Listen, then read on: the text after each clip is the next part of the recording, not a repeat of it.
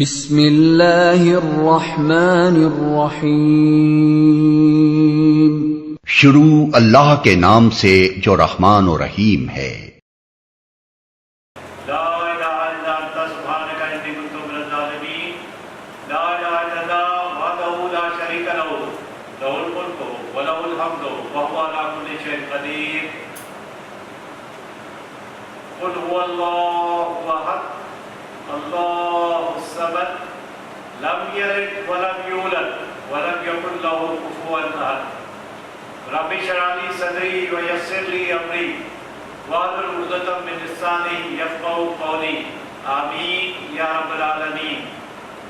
رب زدنی علما رب یسر ولا تعسر وتمم بالخیر۔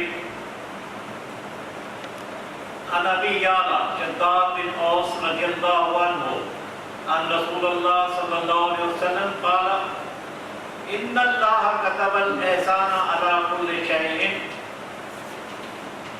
فإذا قتلتم فأحسنوا القتلة وإذا ذبحتم فأحسنوا الذبح وليحد أحدكم شفرة فليوق ذبيحة۔ رواہ مسلم۔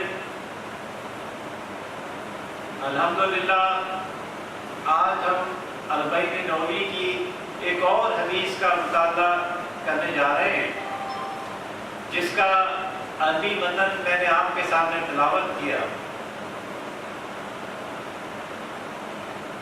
امام ابو زکریا یحییٰ بن شرف الدین نووی دمشقی کی یہ حدیث صحیح حدیث کا مجموعہ، اس کا عنوان دیا گیا ہے اسلامی طرز زندگی میں احسان کی وسعت۔ اسلامی طرز زندگی میں احسان کی وسعت۔ اس سے پہلے بھی ہم اس احسان کو حدیث جبرائیل میں مطالعہ کر چکے ہیں، ایک جز کو۔ آئیے اس احسان کو کلی طور پر اس حدیث کے اس میں مطالعہ کرتے ہیں۔ پہلے اس حدیث کا ترجمہ، کچھ ترجمانی ملاحظہ کر لیتے ہیں۔ لا ریب تیری روح کو تسکین ملے گی، لا ریب تیری روح کو تسکین ملے گی، تو قرب کے لمحات میں قرآن پڑھا کر۔ آ جائے گا تجھے اقبال جینے کا قرینہ، آ جائے گا تجھے اقبال جینے کا قرینہ، تو سرور کونین کے فرمان پڑھا کر۔ یہی دو چیزیں ہیں، قرآن اور حدیث، جس میں انسان فلاح پا سکتا ہے۔ اخروی کامیابی کی مین بنیاد صرف اور صرف یہی دو چیزیں ہیں۔ آئیے ان میں سے ایک کا مطالعہ اب ہم کرنے جا رہے ہیں، اور وہ ہے آ جائے گا تجھے اقبال جینے کا قرینہ، تو سرور کونین کے فرمان پڑھا کر۔ سرور کونین کے فرمان کے سلسلے میں آج دیکھتے ہیں اسلامی طرز زندگی میں احسان کی وسعت۔ اس حدیث کا سب سے پہلے ترجمہ دیکھ لیتے ہیں۔ عن ابی یعلا شداد بن اوس رضی اللہ عنہ عن رسول اللہ صلی اللہ علیہ وسلم قال، حضرت سیدنا ابو یعلا شداد بن اوس رضی اللہ عنہ روایت کرتے ہیں، کیا کہتے ہیں کہ حضرت محمد صلی اللہ علیہ وسلم نے فرمایا، کیا فرمایا؟ ان اللہ كتب الاحسان على كل شيء، بے شک یقیناً اللہ تعالیٰ نے ہر چیز میں احسان، رحم و انصاف اور ہمدردی کو فرض کر دیا ہے۔ سب سے پہلی چیز بتا دی گئی کہ اللہ تعالیٰ نے ہر چیز میں احسان کو فرض کر دیا ہے۔ دوسرا جو اس حدیث کا فیضا قتلتم فاحسنوا القتال، تو جب بھی تم قتل کرو تو اچھی طرح قتل کرو۔ ہمیں پتہ ہے کہ اللہ تعالیٰ نے اپنے قرآن میں اور حضرت محمد صلی اللہ علیہ وسلم نے مختلف احادیث میں یہ بات کھل کر بیان کر دی ہے کہ انسان کا قتل، ایک انسان کا قتل پورے عرش کو ہلا دیتا ہے، لیکن یہاں پر اس قتل کی بات ہو رہی ہے جو کہ حلال ہے، جائز ہے، جس کو قرآن اور احادیث کی روشنی میں جائز قرار دیا گیا ہے، جس کا پچھلی حدیث میں بھی ہم مطالعہ کر چکے ہیں کہ 3 چیزیں تھیں جن میں کہ قتل جائز تھا۔ تو آئیے اسی کو آگے بڑھاتے ہیں۔ فَإِذَا ذَبَحْتُمْ فَأَحْسِنُوا الذَّبْحَ،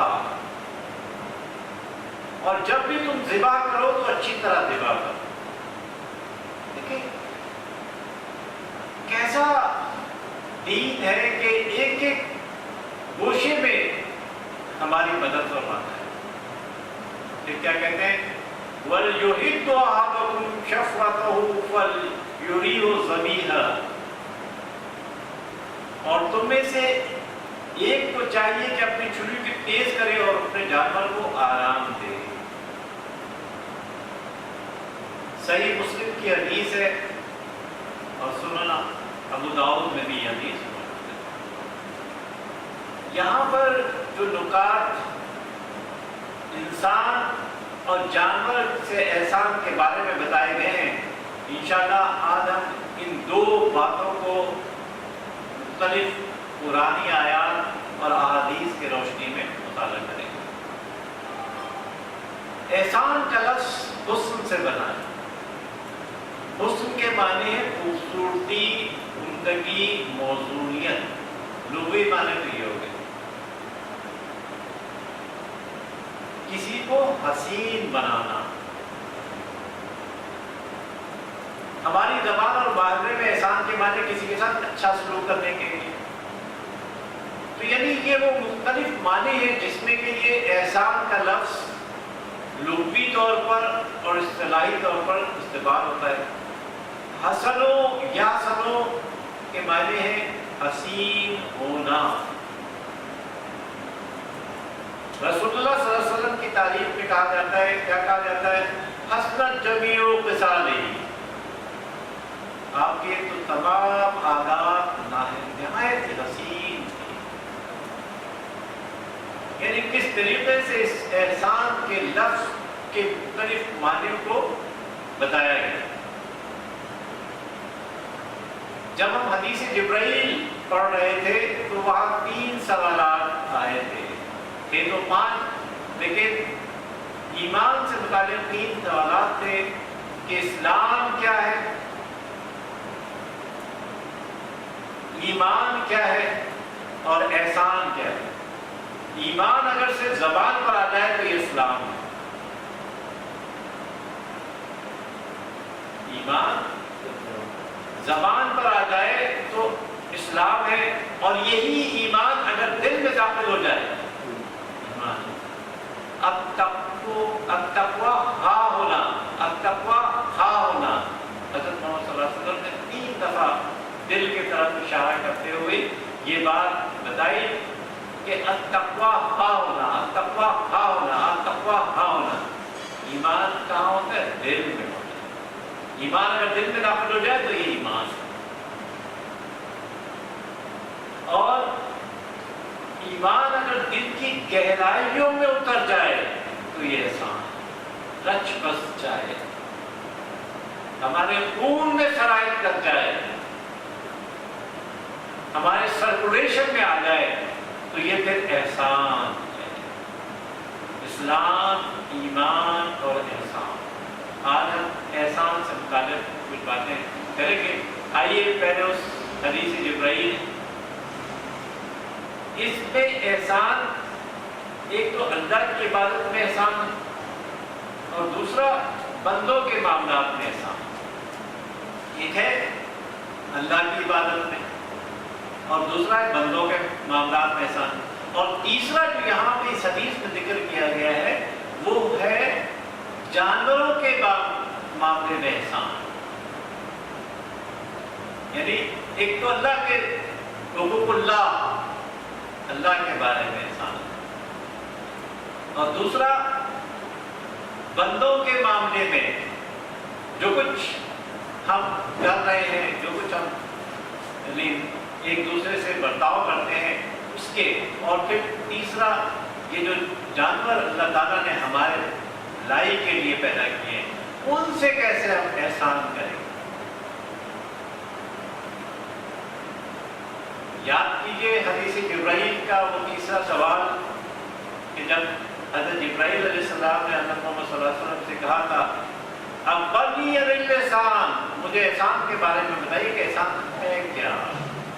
تو حضرت محمد صلی اللہ علیہ وسلم نے کیا جواب فرمایا تھا کہ ان تعبد اللہ کما اناک تراہ فإن لم تکن تراہ فالموت یراہ. احسان یہ ہے کہ تم اللہ تعالیٰ کی عبادت ایسے کرے گویا تم اسے دیکھ رہے ہو. پھر اگر تو اسے نہ دیکھ سکے یعنی یہ کیفیت حاصل نہ ہو سکے تو کم از کم یہ خیال رکھے کہ وہ تجھے تو دیکھ ہی رہا ہے. ان آنکھوں سے اس دنیا میں تو ہم اللہ تعالیٰ کو نہیں دیکھ سکتے، لیکن الحمدللہ حضرت محمد صلی اللہ علیہ وسلم کی وہ حدیث یاد کریں کہ جس میں کہا تھا کہ انہی آنکھوں سے جیسے چودھویں کے چاند کو دیکھتے ہو، سورج کو دیکھتے ہو، تاروں کو دیکھتے ہو، اس میں کوئی مشکل نہیں ہوتی، ایسے ہی انشاءاللہ اللہ نے چاہا تو ہم اللہ کا دیدار کریں گے جنت میں انہی آنکھوں سے. لیکن یہاں پر یہ ممکن نہیں. حضرت موسیٰ علیہ السلام کا واقعہ یاد کریں، کوہ طور پر جاتے ہیں اور جب کہتے ہیں کہ میں اے اللہ میں آپ کو دیکھنا چاہتا ہوں، تو اللہ تعالیٰ نے کیا جواب دیا کہ میں اپنا پرتو اس کوہ طور پر ڈالوں گا، اگر یہ سہ گیا، جم گیا، ٹھہر گیا تو سمجھنا تم مجھے دیکھ سکتے ہو ورنہ نہیں. اور کیا ہوا کہ وہ پہاڑ چل کر ریزہ ریزہ ہو گیا، اور جتنے لوگ وہاں موجود تھے حضرت موسیٰ علیہ السلام کے ساتھ سب کے سب بے ہوش ہو کر مر گئے. پھر اللہ تعالیٰ نے ان کو حیات دی اور یہ سب کچھ آپ مخلوق کے ساتھ احسان یہ ہے کہ بولو تو نرمی کے ساتھ، لینا ہے تو نرمی کے ساتھ، دینا ہے تو نرمی کے ساتھ. وہ کسی کو تم سے قولاً و فعلاً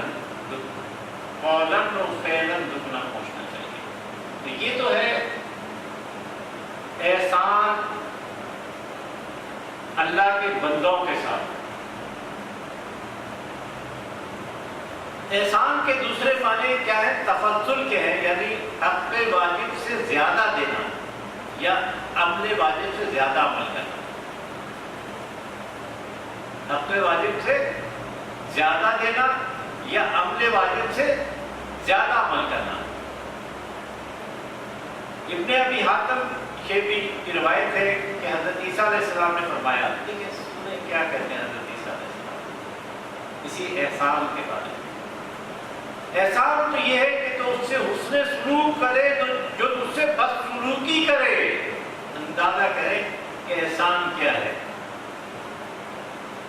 حضرت عیسیٰ علیہ السلام کیا فرما رہے ہیں کہ حسن سلوک کس کے ساتھ؟ جو تیرے ساتھ بدسلوکی کرتا ہے، تیرے ساتھ بدتمیزی کرتا ہے، جو تیرے ساتھ گالی سے پیش آتا ہے، جو تیرے ساتھ یعنی تمہاری لیے برا سوچتا ہے، تم اس کے لیے اچھا سوچو. یہ ہے احسان بندوں کے ساتھ. عدل اگر معاشرے کی اساس ہے تو احسان اس کا جمال اور اس کا کمال ہے. عدل میں تو اکول کر دیا. آئیے اور دیکھتے ہیں سورۃ النحل کہ اللہ تعالیٰ کیا فرما رہے ہیں اسی احسان کے بارے میں. ان اللہ یأمر بالعدل والاحسان، آیت نمبر 99 میں فرمایا گیا، کیا فرمایا گیا؟ یقیناً اللہ حکم دیتا ہے عدل کا اور احسان کا۔ پہلا حکم عدل کا ہے۔ عدل تو یہ ہے، ابھی بس انشاءاللہ یہ سب آپ دیکھتے ہیں، عدل تو یہ ہے کہ جس کا جس قدر حق ہے این اسی قدر آپ اسے دے دیں، یعنی ایکول۔ 100 روپے لیے تھے، 100 روپے واپس کر دیں، یہ تو ہو گیا عدل۔ یا ڈسٹریبیوٹ کرنا ہے تو 50-50 ایکولی ڈسٹریبیوٹ کر دیں، یہ تو ہو گیا عدل۔ لیکن احسان کیا ہے؟ کہ احسان یہ ہے کہ جو اس کا حق ہے اس سے زیادہ دیں۔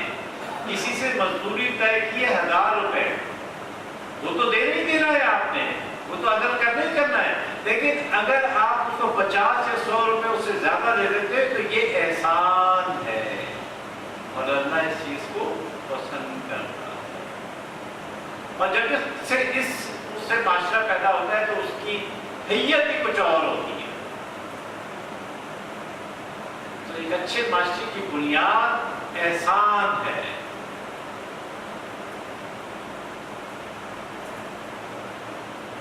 ابھی جیسے آپ ریاست فرما رہے تھے، دیکھیں نا یہ کہ ان اللہ یامر بالعدل والاحسان وایتاء ذی القربی وینہی عن الفحشاء والمنکر والبغی یعظکم لعلکم تذکرون۔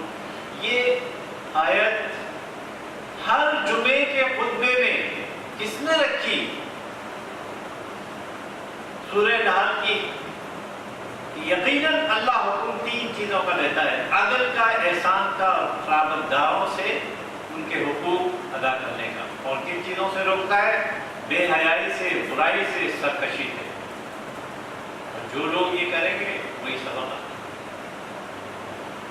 حضرت عمر بن عبدالعزیز رحمۃ اللہ علیہ کے وقت میں یہ آیت اہل سنت کے خطبات جمعہ میں شامل کر دی گئی تھی۔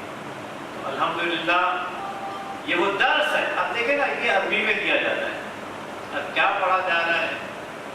کیونکہ ہمارے پاس اتنی عربی تو ہے نہیں، انگلش تو ایسی فرفر پڑھیں گے کہ انگریز بھی اگر پڑھ رہا یعنی کچھ کہہ رہا ہوگا تو اس کی بھی غلطیاں نکالیں گے، لیکن عربی سے اتنے نابلد ہے کہ پتہ ہی نہیں ہوتا، اس وقت جو ہے جھوم رہے ہوتے ہیں، اور ہر قسم کی کیلکولیشن، ہر قسم کے خیالات ہمارے دماغ میں آماجگاہ بنے ہوئے ہوتے ہیں۔ تو دوستو، اگر اتنی عربی سیکھ لی ہوتی کہ یہ انا، اللہ اور یہ چھوٹی چھوٹی باتیں جو اس کے اندر اس آیت کے اندر بتائی ہوئی گئی ہیں، عربی گرامر تھوڑی سی سیکھ لی ہوتی تو یہ چیز جو ہر خطبے کے اندر بتائی جا رہی ہے اس سے نابلد نہیں ہوتا۔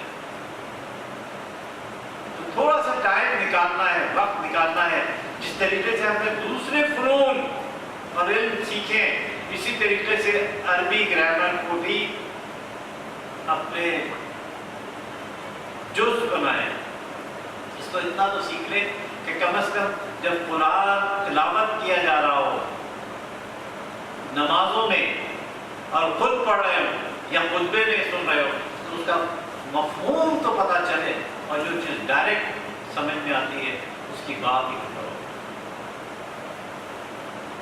سورۃ القصص،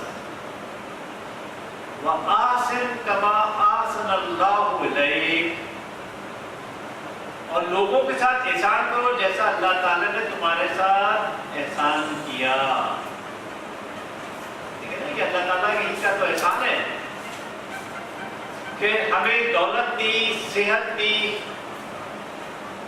اور ایک مسلمان گھرانے میں پیدا کیا۔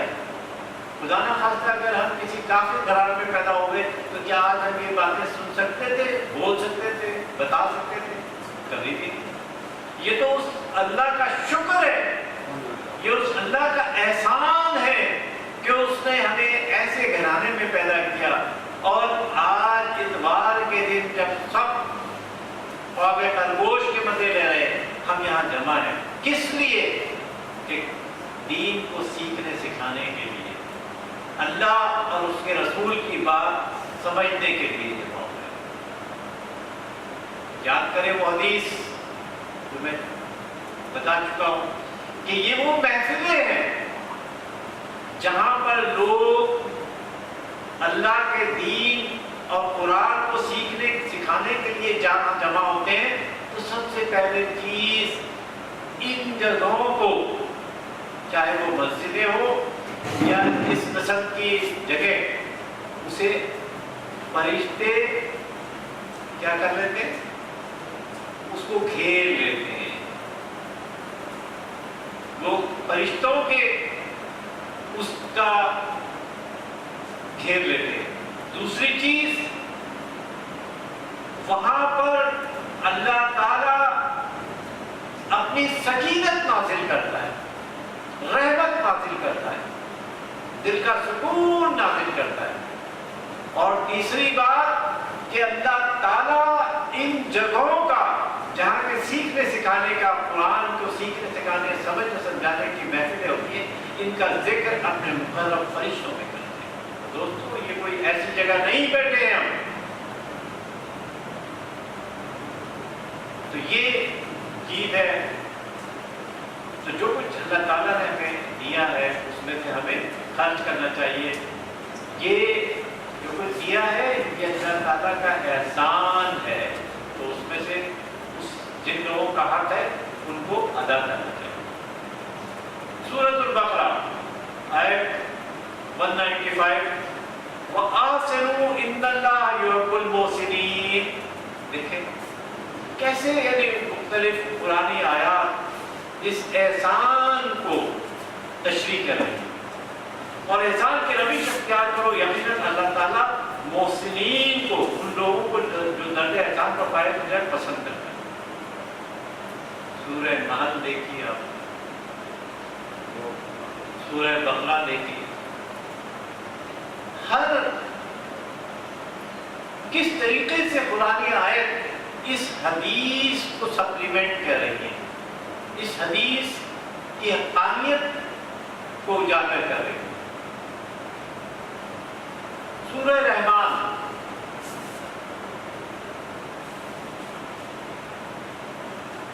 سورہ رحمان میں کیا کہا گیا؟ ہل جزاء الاحسان الا الاحسان۔ کیا احسان کا بدلہ احسان کے سوا کچھ اور بھی ہو سکتا ہے؟ کمال اطاعت کا بدلہ کمال عنایت سے ہو سکتا ہے۔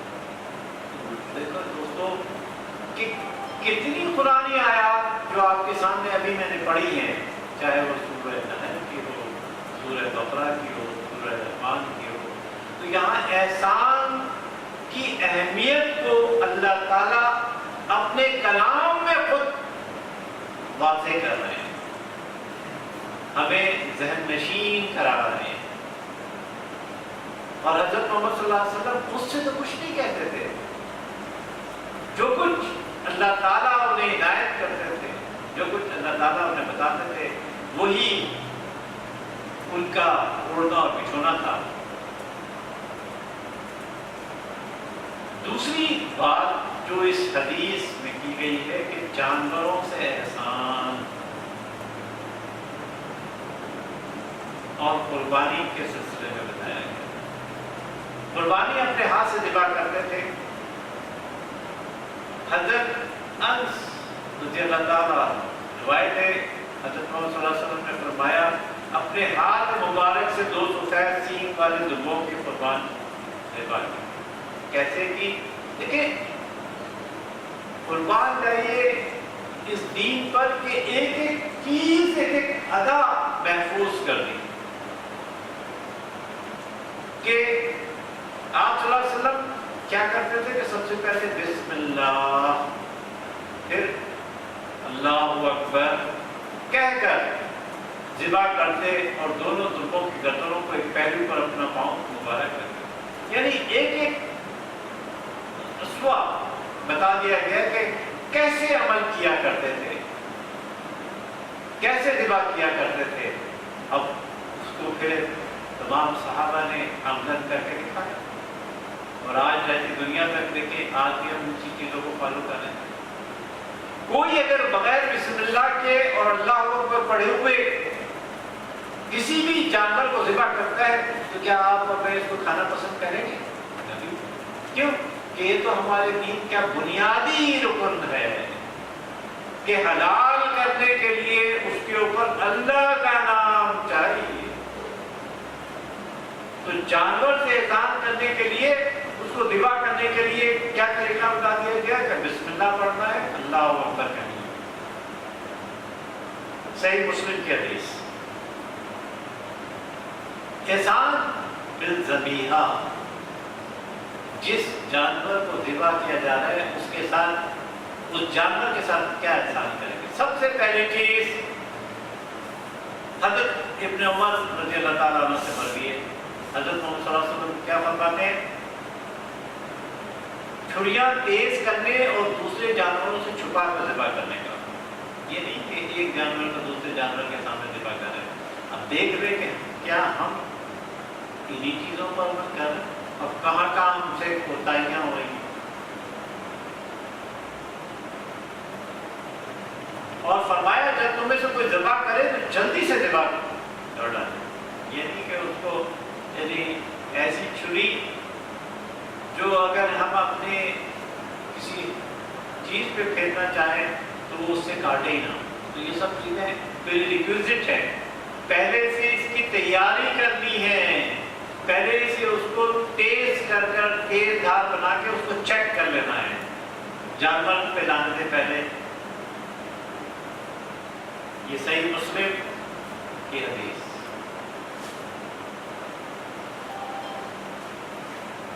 کہ احسان بالذبیحہ کی صورت میں حضرت ابن عمر رضی اللہ تعالیٰ عنہ مروی ہے. سب سے پہلی چیز اس کو پانی پلائے، دوسری چیز نرم زمین پر لٹائے. قبلہ رخ تو کرنا ہی کرنا ہے، یعنی پانی پلایا، بھوکا پیاسا نہیں. پھر نرم زمین پر لٹایا. کیوں کہ جو خون وہاں سے نکلے گا اس کے چھینٹے ادھر ادھر نہیں پڑیں گے، وہ وہیں جذب ہو جائیں گے. ہر چیز میں حکمت ہے. پھر اس کو قبلہ رخ کریں گے، بسم اللہ اور اللہ اکبر بھی پڑھیں گے. چھری کو پہلے سے تیز کیا ہوا ہوگا، چیک کی بھی ہوگی، اور اس کو جانور سے چھپانا. یہ نہیں کہ اس کے سامنے لہرا رہے ہیں. اب دیکھ لیں کہ ہم کہاں کہاں کوتاہیاں کرتے ہیں جب جانور کو ذبح کر رہے ہوتے ہیں. فوٹو سیشن نہیں کروانے ہیں، موویاں نہیں بنوانی ہیں، بلکہ فریضہ ادا کرنا ہے. اور جیسے حضرت محمد صلی اللہ علیہ وسلم اور ان کے صحابہ کیا کرتے تھے اور جیسے ہمیں بتایا گیا ہے ویسے ہم نے کرنا ہے. جلدی سے ذبح کرنا ہے. کیا کیا کرنا ہے کہ 3 چیزیں کٹنی ہیں اس کی. جو اس کی آرٹریز اور وینز ہیں وہ میجر، پھر اس کا حلق، اور تیسرا اس کا نرخرا. یہ 3 لنک ہے نا انسان کے. بھائی جو میجر آرٹریز ہے جب ان کو کاٹ دیں گے تو چاہے وہ وینز ہو یا آرٹریز ہو، جب وہ کٹ جائیں گی تو جو خون جا رہا ہے جو خون آ رہا ہے سب کا سب بہہ کر نکل جائے گا. حلق کاٹ دیں گے تو کنیکشن ختم ہو گیا، اور نرخرے کو کاٹ دیا تو ایئر وے کو بلاک کر دیا، نہ سانس لے سکے گا وہ. تو جلد از جلد ان 3 چیزوں کو، جینیوں کے کند لیں گے اور آپ اس سے پتہ چلا اس کی اسکن بھی نہیں کٹ پا رہی. ایسے نہیں، ان 3 چیزوں کو کاٹیں گے اور پھر اس کو موقع دیں گے کہ جو کچھ بھی اس کے اندر بلڈ ہے، جو کچھ بھی اس کے جسم میں وہ موجود ہے وہ ٹھنڈا ہو جائے. یہ نہیں کہ کھٹ سے بس اس کو لٹکایا اور اس کی کھال اتار دی، ایسے نہیں، بلکہ اس کو موقع دیا جائے گا کہ وہ ٹھنڈا ہو جائے. اس میں سے نہیں ابھی یعنی پورا اینڈ نہیں کرنا ہے، صرف یہ 3 اسٹیپس یعنی وہ کرنے ہیں. جو میجر اس کی ویسلز ہے اور جو حلق ہے، لازمت ہے کہ ابھی اینڈ نہیں کرنا ہے. جبکہ وہ ٹھنڈا ہو جائے گا اس کے بعد جب کھال نکل جائے گی تو اس کے بعد پھر آپ یہ سب چیزیں کر سکتے ہیں، اس سے پہلے نہیں. پھر جب ٹھنڈا ہو جائے، دیکھ لیا کہ بھئی ہاں اب وہ اس کے اندر حرکت نہیں ہے ہاتھوں میں پیروں میں، تو پھر آپ نے اس کو آرام سے کھال نکالنے کی تیاری کی. کیسا کہاں کہاں جانور تک کو ذبح کر رہے ہیں تو کس طریقے سے نشاندہی کی جا رہی ہے، اور کسی دوسرے جانور کے سامنے ذبح نہیں کرتا ہے۔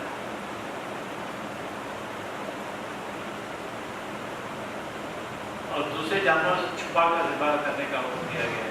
اب آپ ہم دیکھتے ہیں کہ کیا کرتے ہیں، تو اپنی اصلاح کرنے کرنی چاہیے۔ ان چیزوں کے پڑھنے پڑھانے سمجھنے سمجھانے کا مقصد یہ ہے کہ ہم ان چیزوں سے اپنی اصلاح کریں، جہاں جہاں ہم غلطیاں کر رہے ہیں۔ کہتے ہیں انسان کو غلطی کا بدلہ ہے۔ حضرت آدم علیہ السلام سے دیکھ لیں کہ غلطی ہوئی اور اللہ تعالیٰ نے خود ہی وہ الفاظ بتا دیے۔ تو اللہ مغفرت کرنے والا ہے۔ اللہ کی طرف جب رجوع ہوا جاتا ہے اور توبہ کی جاتی ہے تو اللہ کو یہ ادا پسند ہے، اور جو متکبر اور مغرور ہوتے ہیں تو ان لوگوں کو اللہ نیست و نابود کر دیتا ہے اور ان کی جگہ دوسری قوم کو لے آتا ہے۔ پوری تاریخ گواہ ہے، دیکھ لیں کہ جہاں جب بھی چاہے وہ قوم نوح ہو، قوم لوط ہو، قوم ہود ہو، قوم صالح ہو، کہیں پہ بھی دیکھ لیں، قوم شعیب ہو، کہیں پہ بھی دیکھ لیں، جب انہوں نے اپنے رسول کی نافرمانی کی تو اللہ تعالیٰ کا عذاب آیا، اور وہ عذاب رہتی دنیا تک تھے۔ فرعون کا انجام دیکھ لیں کہ کیا ہوا، کہ آج رہتی دنیا تک اس کو نشان عبرت بنا دیا گیا۔ اور جب سائنسدانوں نے اس کے اوپر ریسرچ کی تو جن لوگوں نے اس کے اوپر ریسرچ کی اور پرانی آیات کو دیکھا تو مسلمان ہو گئے کہ یہ جو کس طریقے سے اس کو محفوظ رکھا گیا۔ جب ان پرانی آیات کو سنا گیا تو وہ جو اس کے اوپر تحقیق کر رہے تھے وہ مسلمان ہو گئے۔ کیسا کیسے سائنٹیفک کرشمے۔ صحیح مسلم کی حدیث ہے۔ تو دوسرا حصہ جو اس کا تھا حدیث کا، وہ احسان بالذبیحہ، جانوروں سے متعلق تھا کہ ان کو ہمیں کس طریقے سے کرنا ہے۔ قربانی کے وقت کا بیان بتا دیا گیا۔ حضرت انس بن مالک رضی اللہ تعالیٰ عنہ فرماتے ہیں کہ نبی صلی اللہ علیہ وسلم عید الاضحیٰ کے دن پہلے نماز پڑھاتے تھے، پھر خطبہ دیتے تھے، اس خطبے کے بعد پھر جس نے نماز سے پہلے قربانی کی وہ دوبارہ قربانی کرے۔ یعنی ایک ایک بات بتا دی گئی کہ بھائی پہلے آپ نے سب سے پہلے جانا ہے نماز کی تیاری کرنی ہے، خطبہ سننا ہے، نماز جب ادا ہو جائے گی خطبہ سن لیں گے پھر واپس گھر آئیں گے۔ اور کیوں کہ بعض نے پہلے ہی قربانی کر لی تھی۔ تو دیکھیں پریکٹیکل کر کے دکھا دیے گئے، غلطیاں کر کے دکھا دی گئی تاکہ رہتی دنیا تک وہ چیزیں قائم و دائم ہو جائیں۔ کچھ صحابہ نے پہلے قربانی کر لی، اس کا تو یہ سب اس لیے بتایا گیا، یہ سب اس چیز کے لیے کر کے دکھا دیا گیا کہ اب رہتی دنیا تک حضرت محمد صلی اللہ علیہ وسلم کے بعد آخری نبی ہے، کوئی نہیں آنا ہے، تو یہ تمام چیزیں ہمیش کے لیے ہوتا ہے۔ متفق علیہ حدیث ہے۔ قربانی کے وقت کا تعین کر دیا گیا۔ شیخ برا رضی اللہ تعالیٰ عنہ روایت کرتے ہیں نبی صلی اللہ علیہ وسلم کا خطبہ دیتے ہوئے سنا، کیا سنا؟ سب سے پہلی چیز جس سے ہم آج کے دن ابتدا کریں گے وہ یہ ہے کہ ہم نماز پڑھیں گے، پھر گھر واپس ہوں گے اور پھر قربانی کریں گے۔ اور جس نے اس طرح کیا تو اس نے میری سنت کو پا لیا، اور جس نے ایسا نہیں کیا تو پھر وہ اللہ تعالیٰ حضرت محمد صلی اللہ علیہ وسلم کی سنت کو فالو نہیں کرتا۔ یاد کریں ان 3 اصحاب کا قصہ، صحابہ کا قصہ، کہ وہ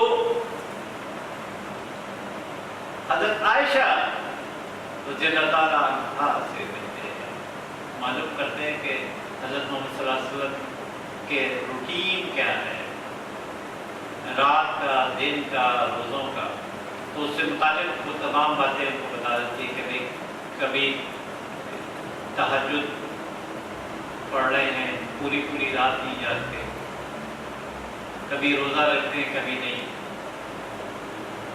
یعنی اب تینوں صحابہ آپس میں مل کر یہ تہیہ کر لیتے ہیں کہ بھائی حضرت محمد صلی اللہ علیہ وسلم تو بخشائے ہیں، اگر یہ اتنی عبادت کر لیں تو بہت ہے، تو ہم کو تو اس سے بھی بہت زیادہ کرنا پڑے گا.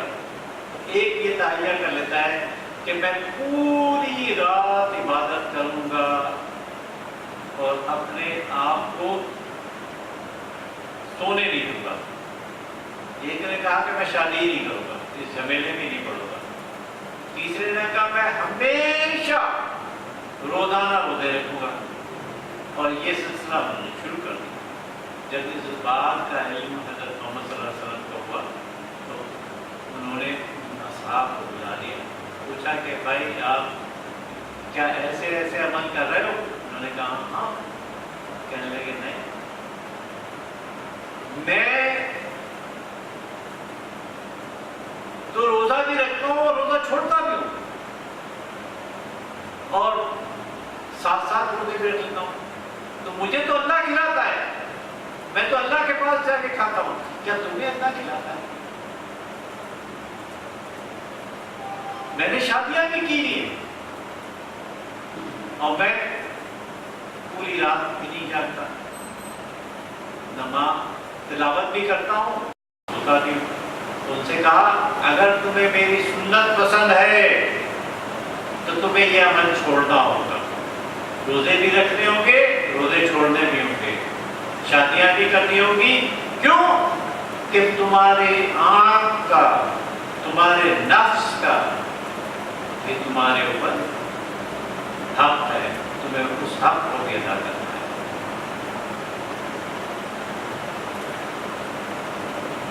متفق علیہ حدیث کہ اپنے ہاتھ سے ذبح کرتے تھے. آج ہم تو بہت ڈرتے ہیں. تو دوستو تھوڑی سی یعنی کم از کم اگر پوری چھری نہیں پھیر سکتے ہیں تو کم از کم اسٹارٹ ہوتا ہے اس چیز کو، اس سنت کے اوپر عمل کریں. اللہ پر توکل کریں، چیزیں آسان کر دیتا ہے.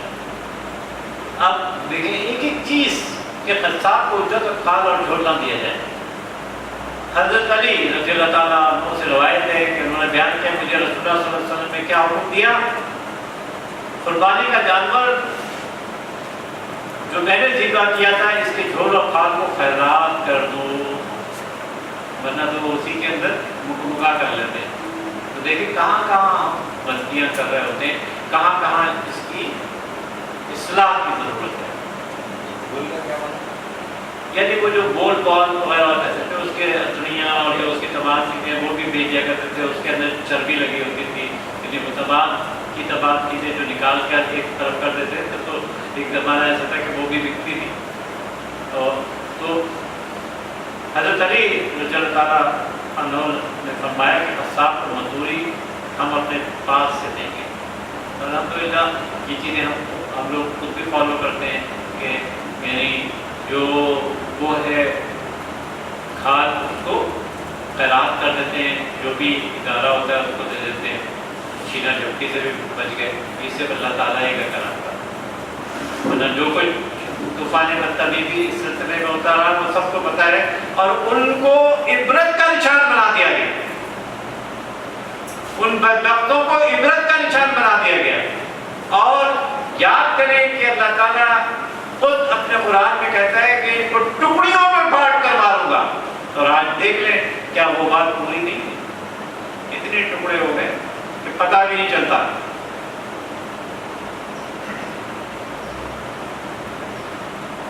متفق علیہ احسان فی القتل. حضرت عبداللہ بن مسعود رضی اللہ تعالیٰ عنہ سے روایت ہے کہ رسول اللہ صلی اللہ علیہ وسلم نے فرمایا بہترین قتل کرنے والے اہل نام ہیں. حضرت علی کرم اللہ وجہ کا قصہ یاد کرنا. کافر ہے، تھوک دیتا ہے، اس کو مارنے والے ہیں اس کے اوپر بالکل اس کے اوپر حاوی ہو چکے ہیں، اس کے سینے پہ آ گئے اور ہاتھ میں خنجر ہے، لیکن وہ بدبخت رو دیتا ہے تو وہاں پر غصہ شامل ہو گیا تو اس چیز کو ختم کر دیا۔ یہ آخری حدیث ہے۔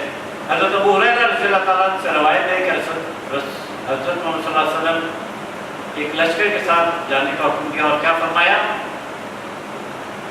فلاں فلاں آدمی مل جائیں تو ان کو آگ میں جلا ڈالنا۔ وہ مرتد ہو گئے تھے، دین سے پھر گئے تھے، تو ان کے لیے حکم دے دیا گیا کہ ان کو ایسا ایسا کر دینا۔ لیکن جیسے ہی اور پھر جب ہم لوگ جانے لگے تو آپ صلی اللہ علیہ وسلم نے فرمایا، میں نے تم سے کہا تھا کہ فلانے فلانے کو نذر آتش کر دینا، لیکن آگ کا عذاب تو صرف اللہ تعالیٰ ہی دیتا ہے، لہذا اگر تم کو مل جائے تو ان دونوں کو قتل کر دینا۔ اندازہ کریں کہ ہم اسی اندھیری رات میں چلے گئے ہیں واپس، اور ہم نے کیا نہیں کیا اس دور میں، کیا لوگوں کو زندہ نہیں جلایا؟ اور حضرت محمد صلی اللہ علیہ وسلم کیا کہتے ہیں؟ دوستو آنکھیں کھولیں، یہ صرف پڑھنے پڑھانے کے لیے نہیں ہے، یہ صرف الفاظ نہیں ہے، ان پر ہمیں عمل بھی کرنا ہے دوستو، صرف سننا نہیں ہے بلکہ اس پہ سمجھنا بھی ہے اور اس کے اوپر اپنی زندگی کو چلانا بھی ہے، ورنہ تو پھر یہ وہی ویسے ہی اس سے کہانیاں ہو جائیں گی کہ گئے تھے درس میں سنا اور پھر وہی اس کے بعد اپنی اسی کرتوت میں چلے گئے، کچھ فائدہ نہیں ہوا۔ اس کو آگے بڑھائے اور جو کچھ الحمدللہ ہم نے سیکھا ہے اس پر عمل کریں۔ یہ وہ ویب سائٹ ہے جس میں کہ جو کچھ بھی یہاں بیان کیا جاتا ہے، جو لوگ یہاں پہ ہیں وہ تو اس سے فائدہ اٹھا ہی رہے ہیں، لیکن جو لوگ یہاں نہیں ہیں وہ اس ویب سائٹ کو وزٹ کر سکتے ہیں۔ آپ لوگوں سے گزارش ہے کہ اس کو زیادہ سے زیادہ لوگوں تک پہنچائیں، یہ بھی ایک صدقہ جاریہ ہے۔ سبحانک ربک رب العزۃ عما یصفون وسلام علی المرسلین والحمد للہ رب